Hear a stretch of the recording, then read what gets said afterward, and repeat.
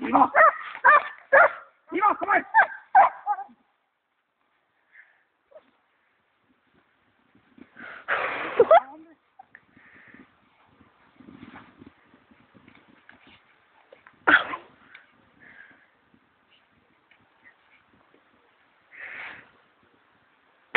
Fy flaten!